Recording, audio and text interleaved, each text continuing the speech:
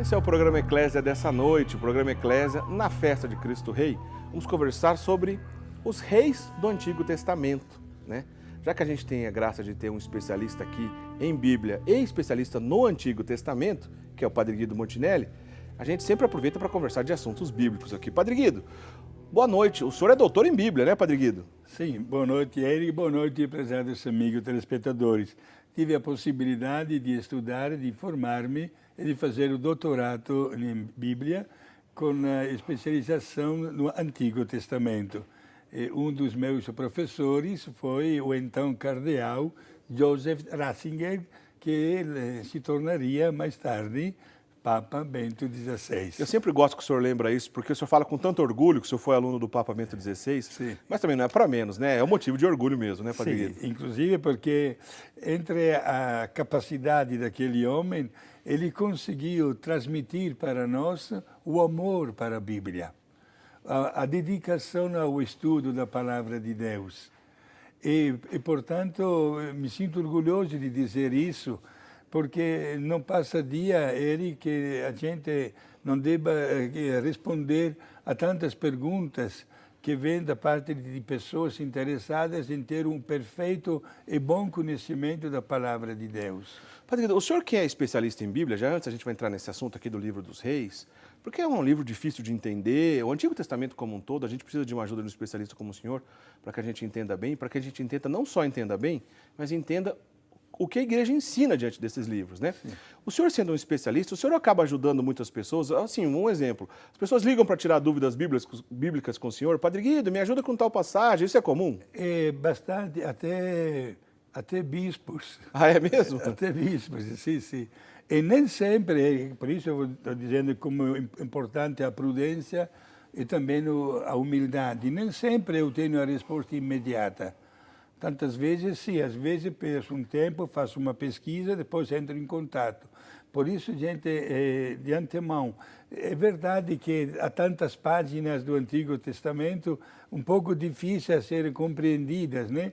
Mas isso não significa dar liberdade de uma interpretação, porque São Paulo afirma que nenhuma profecia é sujeita a uma interpretação pessoal, mas sempre de acordo com o magistério da igreja. Aliás, esse é um dos problemas que nós enfrentamos com os protestantes, né? Porque ali, infelizmente, a partir da reforma de Lutero, cada um pode interpretar do jeito que quer, né? Exato. Isso, gente, não bate com a realidade. Por isso, quando nós obedecemos ao magistério e aprendemos as verdades de fé, a doutrina católica bem explicada, não devemos colocar nenhuma dúvida quanto à verdade que nos é transmitida e ensinada, verdade que deve depois ser praticada também por nós. Agora, é verdade que o Antigo Testamento, também esses dois livros dos reis, é cheio de tantas aventuras, de uma história, inclusive, digo a verdade, um pouco desagradável. Anuncio que nos dois livros temos praticamente a história de 400 anos, com pessoas que nem sempre, mesmo sendo eleitas como reis, nem sempre responderam à sua missão, mas encararam o fato de ser rei como um poder diante do povo. Certo. E é aí que entrou o gravíssimo erro de não considerar mais Deus como prioridade absoluta. E assim, são 400 anos que começam com um grande esplendor, apresentando, por exemplo, a obra de um Salomão, rei Salomão, e 400 anos depois, o povo inteiro levado para o exílio. É verdade. Olha, uma decadência estrondosa. E tudo isso como fruto de uma infidelidade diante de Deus. Quando a pessoa acabou substituindo Deus por outros falsos deuses.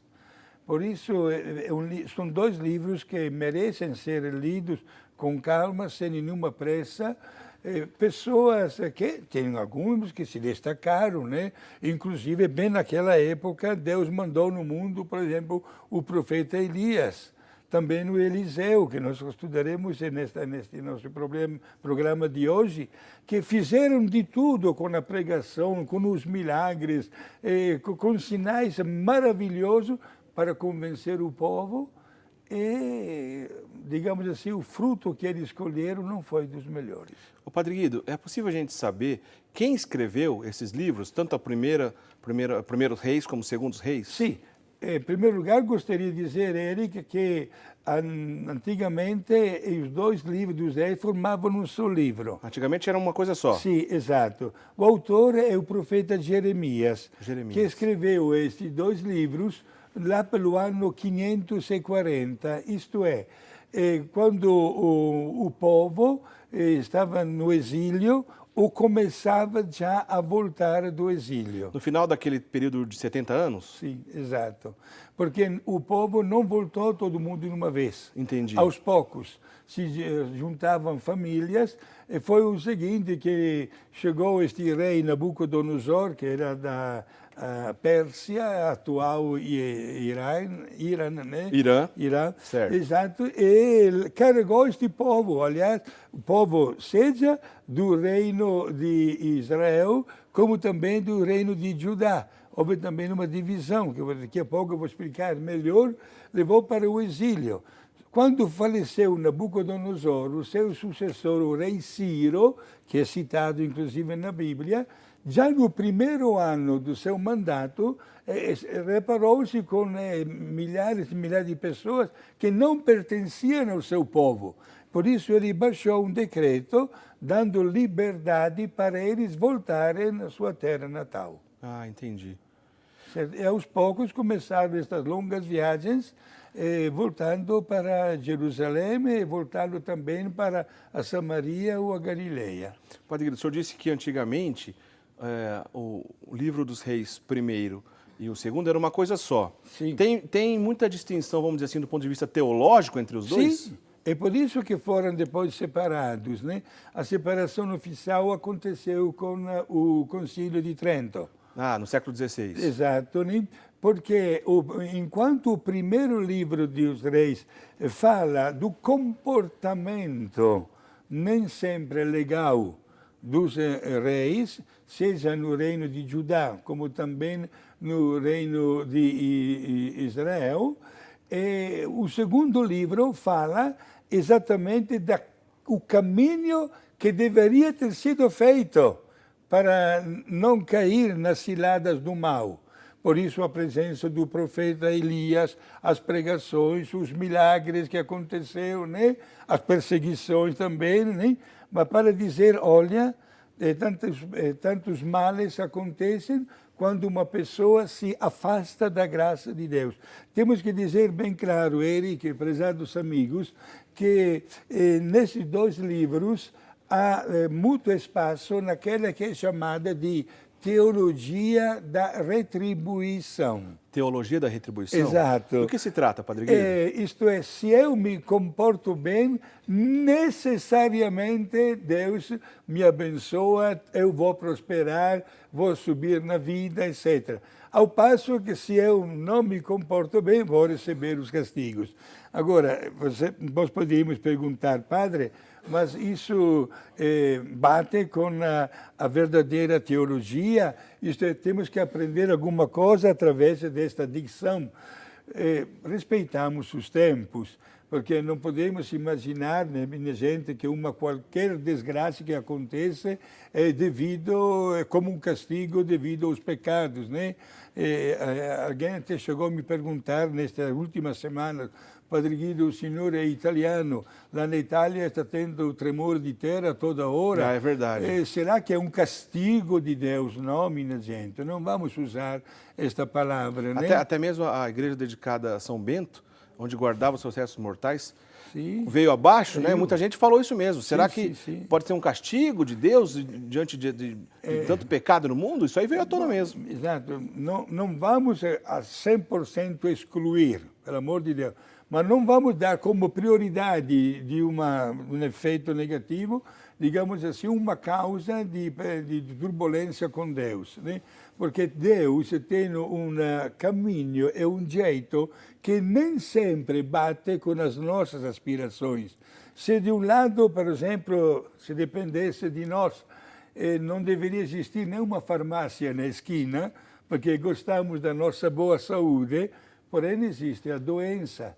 E Deus santifica também a doença. Quando uma pessoa doente entrega o seu sofrimento pela conversão do mundo, pela paz, né, pelas almas do purgatório, gente, o sofrimento se torna um instrumento não só de purificação, mas de merecimentos diante de Deus para a vida eterna. Entendi.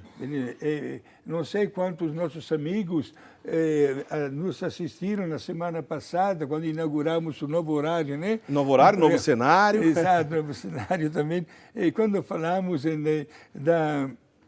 de uma situação triste que se criou no México no século passado. O episódio da cristiada, né? Exato, né? Dos cristeiros. E apresentamos também o martírio de um garoto, que hoje é santo, foi canonizado no dia 16 de outubro pelo Papa Francisco. Olha, ele ver uma criança que sofre, uma criança que lhe foi tirada a sola dos pés e teve que caminhar por 2 quilômetros para depois ser fuzilado e ser enterrado lá numa fossa comum, etc. Gente, nós gritamos, como é que pode acontecer? Olha, são os mártires que preferem até um martírio violento, mas testemunham, através do seu sofrimento, o valor da fé. É a triste história de São José Sanches del Rio, né, que a gente conversou bastante sobre isso na semana passada. Esse programa está disponível lá no nosso site, né, rs21.com.br/eclésia, não só o programa da semana passada, como todos os outros, você pode assistir no site, divulgar, assistir quantas vezes quiser, visite o nosso site.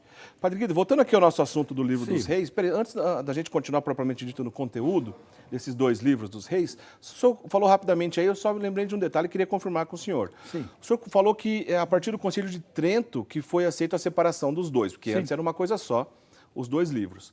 No Concílio de Trento, Padre Guido, foi lá que foi decisivo e afirmado o cânon bíblico, porque a igreja sempre admitiu alguma série de livros. A Bíblia é uma compilação de livros, né? A igreja sempre admitiu quais desses livros eram divinamente inspirados, separou outros, mas no Concílio de Trento foi ali que bateu o martelo? Foi.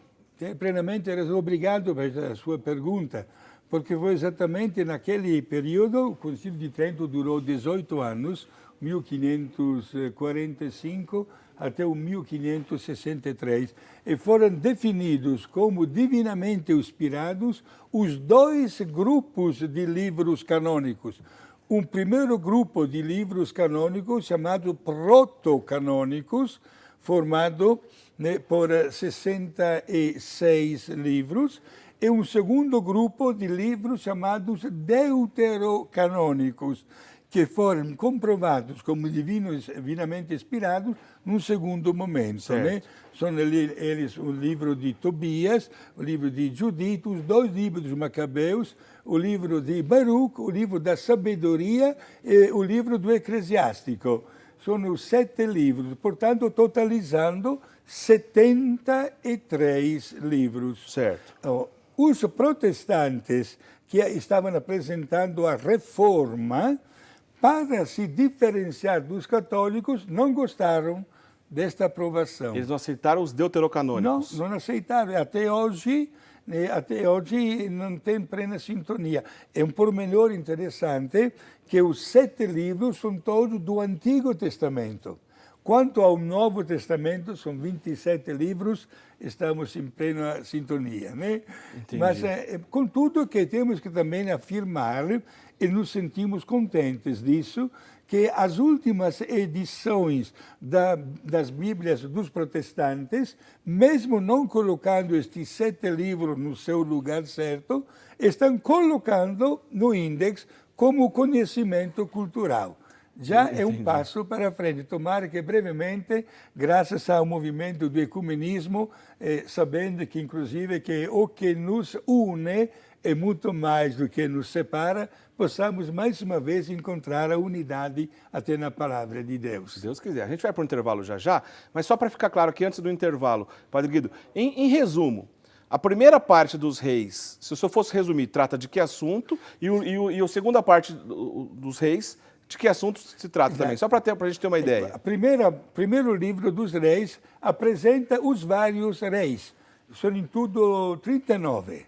Quanto? 39. 39? Sim. Ao passo que no segundo livro apresenta mais o profeta Elias e Eliseu, que veio para consertar os erros que os 39 estavam cometendo. Então, toda aquela dificuldade de entender, porque isso não é uma unanimidade, inclusive entre os historiadores, porque há quem defenda uma linha de pensamento quando reconstrói a história de Israel. Sim. Toda essa dificuldade, enfim, vamos dizer assim, do ponto de vista dos reis, no primeiro a gente vai encontrar. Sim, exato. Onde encontramos reis santos, até bons, e também maus, né?